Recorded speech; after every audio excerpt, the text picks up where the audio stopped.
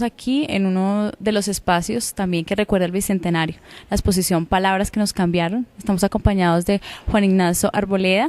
Él es un profesional de la biblioteca en referencia e investigación. Juan Ignacio, buenos días. Muy buenos días, ¿cómo estás?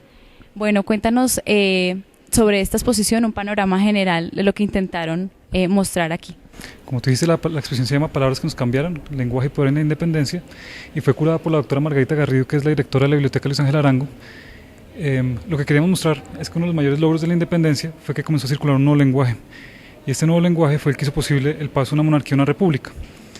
En la historiografía tradicional nos han enseñado mucho sobre las batallas y sobre los grandes héroes. Nos han hablado de la batalla de Boyacá, el Pantano de Vargas, Bolívar, Santander, Morillo, pero no nos han hablado mucho de ese cambio en la forma de pensar de las personas. Bueno, ahora vamos a hacer un recorrido acompañados de nuestro investigador y guía para que entendamos un poquito más sobre cada uno de los módulos y lo más representativo de cada uno. Primer módulo, entonces, como les había contado, hay un código de lectura. En ese código de lectura el actor son los ilustrados, el medio son los libros, el lugar son las tertulias y la palabra es ser derechos. A finales de la colonia, ustedes saben que era una época en la que estaba comenzando a circular la ilustración, estaba la Real Exposición Botánica, estaban creando muchas bibliotecas, pero a finales del siglo XVIII hay dos acontecimientos que alarman mucho a la corona y que comienza a tomar medidas represivas contra cualquier expresión cultural, que son la Revolución Francesa y la independencia de Estados Unidos. Entonces, lo que queremos mostrar acá es cómo la publicación de los derechos del hombre y del ciudadano hecha por Nariño en 1794 alarma a la corona y comienza a tomar una medida represiva y le sigue un proceso a Nariño durante muchos años. Nariño es enviado a prisión a Cartagena y a Cádiz. Entonces es como una antesala a lo que va a ser en la independencia. Esto es como estas nuevas palabras, este nuevo lenguaje llegando a la Nueva Granada a través de la tertulia, a través de los ilustrados. Entonces este es el segundo módulo. El segundo módulo del código de lectura es en los cabildos, el actor va a ser las juntas, el medio va a ser el memorial de agravios y la palabra va a ser igualdad. ¿Qué pasa? 1808, Napoleón invade España y toma cautivo al rey Fernando VII. Esto genera una gran incertidumbre en todo el imperio español. Comienza a pasar esto y esto es una cita de un cura de Cartagena que dice: si España se pierde, ¿de quién seremos ahora? Hay una gran incertidumbre. Venimos de 300 años de un orden colonial en que nos ha gobernado el rey y que el rey es la cabeza y es la legitimidad de todo el orden social. Entonces la junta, se comienzan a formar juntas de gobierno en España y estas juntas de gobierno lo primero que hacen es reconocer que América es parte integrante del imperio español. Acto seguido convocan a diputados americanos a esa junta, pero convocan a muchos más españoles que americanos.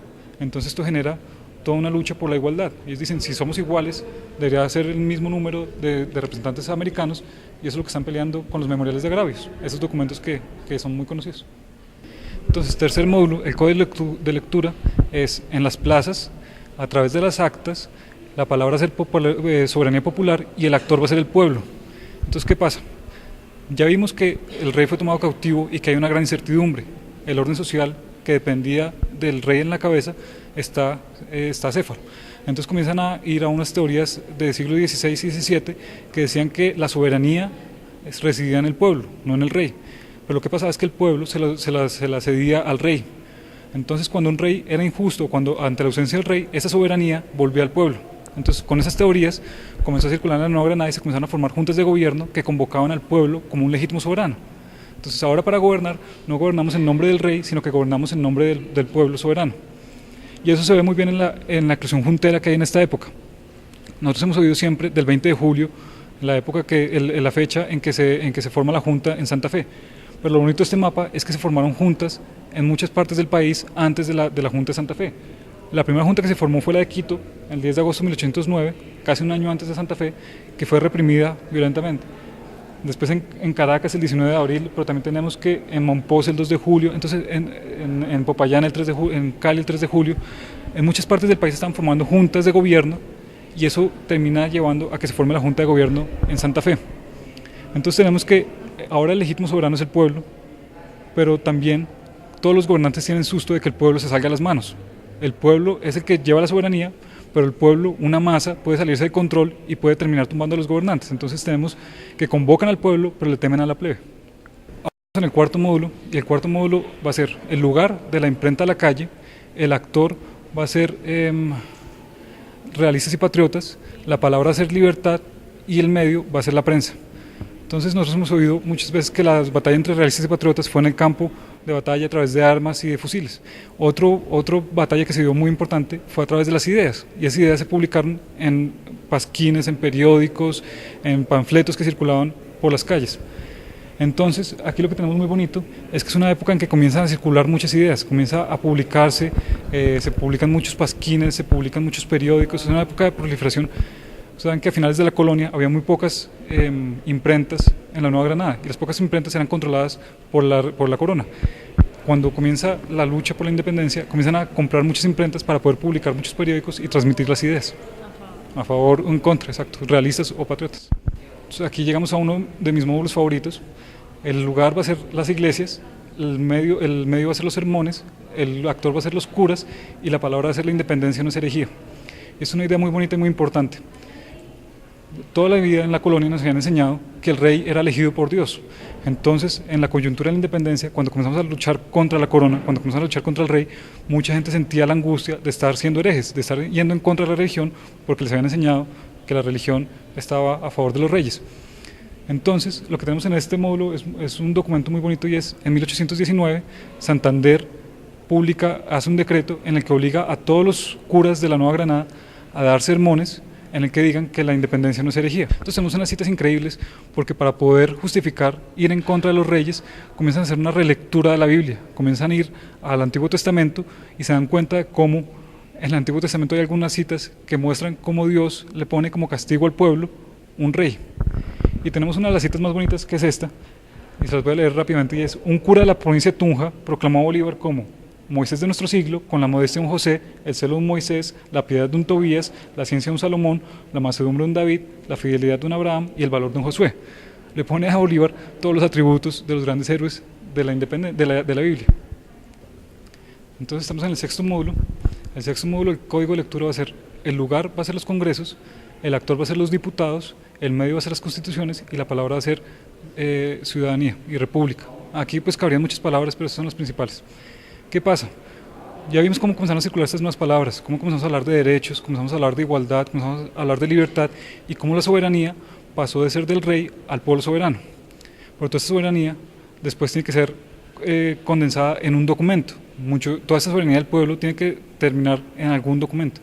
Entonces el pueblo soberano escoge a los diputados, y los diputados terminan redactando las constituciones. Entonces la constitución, y eso es el orden social que conocemos hoy, la constitución es el soberano, es donde se establecen todas las leyes y las normas de este nuevo orden social, de la república, de la democracia. En las constituciones se declara y se determina quiénes son ciudadanos.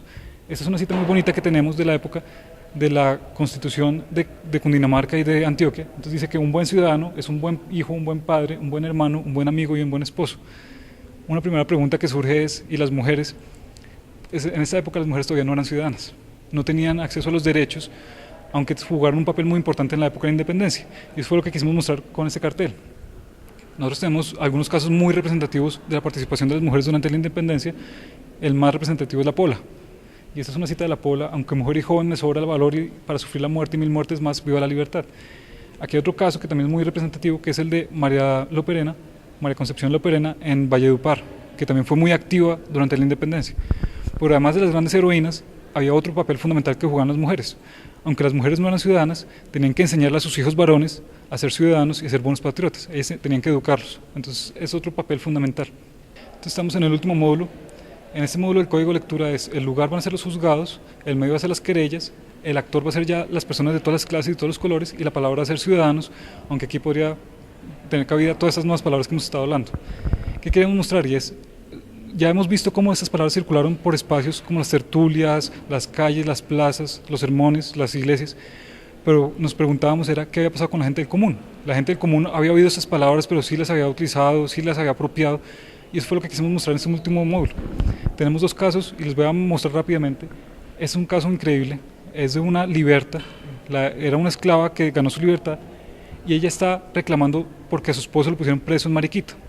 Y lo bonito es con el lenguaje que reclama, porque ese hace uso del nuevo lenguaje, y se los voy a leer rápidamente. Cuando comenzamos a gozar de la libertad y los preciosos derechos de los ciudadanos, de repente nos hemos visto atropellados y hechos juguetes o arbitrariedad. El tribunal ha visto ya la Constitución atropellando la seguridad individual garantizada por nuestras leyes, a no ser que se quiera decir, y esto es una de las cosas más importantes, que estas leyes son solamente en favor de los poderosos y que los imprescriptibles derechos del hombre no son para los miserables. Entonces, una persona del común, una persona que de otra forma no tendríamos noticia de ella, si no fuera a través de este caso en un juzgado, se está apropiando este nuevo lenguaje. Ustedes pueden ver cómo está hablando todo el tiempo de derechos, está hablando de ciudadanos y está hablando de todas esas nuevas palabras que comenzaron a circular con la época de la independencia. Y es muy bonito porque ella comienza a cambiar su forma de pensar y a entrar en un orden social que es la república, que es la democracia, en la que hablamos de derechos, de igualdad, de libertad y de todas estas nuevas palabras.